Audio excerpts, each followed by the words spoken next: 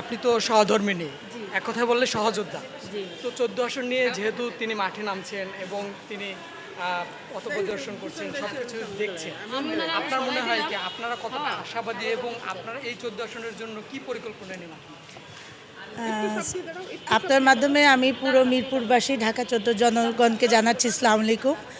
এবং আমরা মাঠে নামার পরে প্রচণ্ড সাড়া পাচ্ছি, কারণ সাড়া পাওয়ার অবশ্যই যে প্রধান রিজন সেটা হচ্ছে উনি এলাকার সন্তান, উনি মিরপুরের সন্তান। তো সৈয়দ আবু বকর সিদ্দিক সাজু মিরপুরের সন্তান, মিরপুরের মানুষ তাকে ভালোবাসে, তাকে চেনে। আমাদের পরিবার, আমার শ্বশুর জনাব মরহুম এসে খালেক, উনি 5 বারের এমপি ছিলেন বিএনপি থেকে। তো সবাই উনাকে জানে, আমাদের পরিবার সম্পর্কে মিরপুরের মানুষ সবাই কম বেশি জানে। তো সেই হিসেবে যখন উনি স্বতন্ত্র হিসেবে ইলেকশন করছেন, সবাই তার জন্য প্রচুর পজিটিভ সাড়া আমরা পাচ্ছি। কারণ মিরপুরের জনগণের কারণেই, মিরপুরের জনগণের আশা এবং মিরপুরের জনগণের চাহিদার কারণেই কিন্তু উনি অ্যাজ এ স্বতন্ত্র ইন্ডিপেন্ডেন্ট প্রার্থী মাঠে আছেন। তো এর জন্য আমরা মিরপুরের জনগণকে অবশ্যই ধন্যবাদ জানাচ্ছি যে এখনও আমাদের সাথে সবসময়ের মতো তারা পাশে আছেন। এবং যদি উনি জয়যুক্ত হন, বিজয়ী হন, সেক্ষেত্রে মিরপুরের সন্তান হিসেবে মিরপুরের উন্নয়ন কিভাবে আরও এগিয়ে নিয়ে যাওয়া যায়, মিরপুরের ইয়াং জেনারেশনদের জন্য আরও ভালো উদ্যোগ কী নেওয়া যায়, তাদেরকে কিভাবে আরও স্বাবলম্বী করা যায়, তাদের পরবর্তীতে কর্মসংস্থান কিভাবে আরও বাড়ানো যায়, এগুলো নিয়ে কাজ করবেন। এখানকার মিরপুরের যেসব প্রবলেমসগুলো আছে আমরা দেখতে পাচ্ছি, এখানে কিছুটা মনে করেন চাঁদাবাজি একটা ব্যাপার আছে, যেগুলোর কারণে মিরপুরের যারা ব্যবসায়ী আছেন তারা মানে অনেক টর্চার্ড। এবং সেই সাথে আরেকটা ব্যাপার আছে, রাস্তাঘাটে যারা চলাচল করে তাদের দেখা যাচ্ছে ফুটপাত, অবৈধ হকার, এসব কারণে চলাচলে আপনার সমস্যা হয়। তো এইগুলো জিনিস আমরা উনি যদি নির্বাচিত হন অবশ্যই এগুলোর উপরে কাজ করা হবে।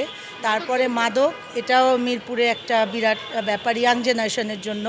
সো আমরা এই মাদককে কিভাবে নির্মূল করা যায়, মুরব্বীদেরকে নিয়ে এলাকার সবাইকে কিভাবে সংযুক্ত করা যায় এটাকে নির্মূল করার জন্য ওই ক্ষেত্রে কাজ করবে।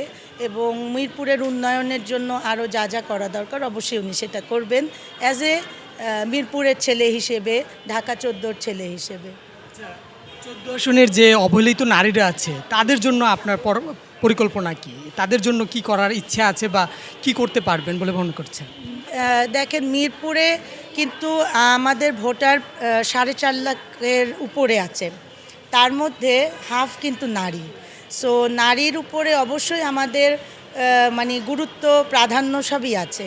এখন যখন আমরা বিজয়ী, উনি সৈয়দ আবু বকর সিদ্দিক সাজু, উনি যদি বিজয়ী হন, সেক্ষেত্রে যেসব নারীরা আছেন, যারা কর্মক্ষেত্রে আছেন, যারা ধরেন ছোট ছোট উদ্যোক্তা, বাসায় বসে ব্যবসা করছেন, তাদের সবাইকে কিভাবে আরও এগিয়ে নেওয়া যায় সেটার উপরে অবশ্যই আমরা কাজ করব, উনি কাজ করবেন। আর যেসব মহিলারা মনে করেন, এখানে দেখা যায় যে মহিলাদের জন্য সেরকম হসপিটাল নাই, জেনারেল হসপিটাল বা মাতৃকালীন আছে এমনি যেখানে জেনারেল, বাট মানে স্পেসিফিক্যালি মহিলাদের জন্য আমাদের ইচ্ছা আছে এখানে পরবর্তীতে হসপিটাল করার, যেখানে মহিলারা যেতে পারবে। আর এই মিরপুরে আপনার অনেক মহিলা আছে যারা কর্মক্ষেত্রে যাতায়াত করে এবং স্কুল, কলেজ, ইউনিভার্সিটি। তো একটা মেয়ে যখন বাসা থেকে বের হয় তখন একটা মার সবচেয়ে বড় কিন্তু কনসার্ন কি থাকে, তার মেয়ে যেন আপনার নিরাপদে বাসায় ফিরতে পারে।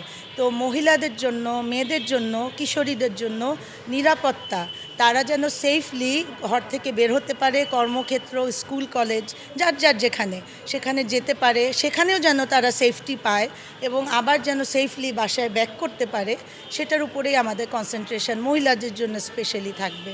এটাই। আরেকটা বিষয় একটু জানার দরকার।